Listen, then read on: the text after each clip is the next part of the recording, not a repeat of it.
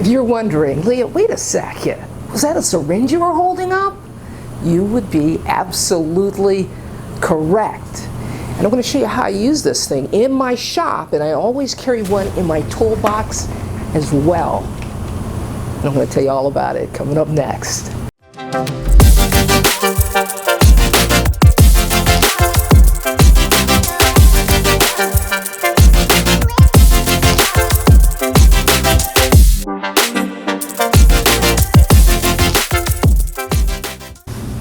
Okay, this is what's called a glue syringe, and as you notice here, there are different sizes. This is a larger syringe, and the tube here, it holds considerably more glue than the smaller syringe. It doesn't hold very much, and it really kind of depends on the size of the gluing project you need it for. Now, the other thing I want to bring to your attention are these. These are the needles that go in the syringe. Now, the needles here, they just screw onto the tip. It's pretty simple. You don't have to really worry about sticking yourself because, well, it's a blunt tip. I'm going to pull up the larger glue syringe so you can see what I'm talking about. You notice there, it doesn't really come to a point. It's just a flat tip. Now, it's pretty simple to fill the syringe up. You just take it, just submerge it in the glue and then pull up. So we've got that filled up pretty good. Now I'm just going to wipe off the tip a little bit there. And then we simply just screw on that needle. We're good to go.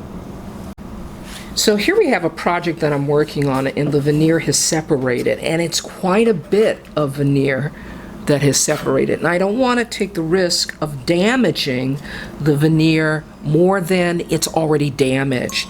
And that's where a glue syringe comes in handy, because I can take that needle and I can tuck it behind the veneer and pump glue back here and then clamp it.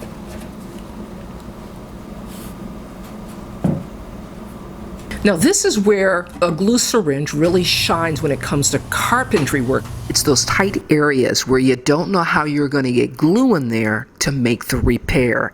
Now, it can be a busted door jamb or door casing, it could be a window casing, or it could be, well, a DIY repair project like a piece of, well, lawn furniture.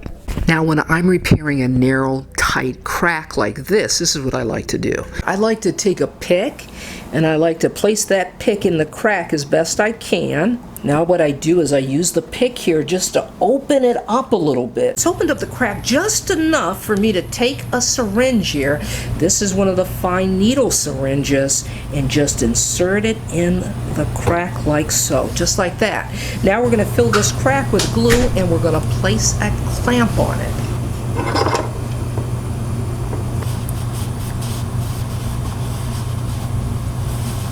So there's our repaired crack right here. We'll let it dry, and then we'll remove our clamps, and it'll be good as new.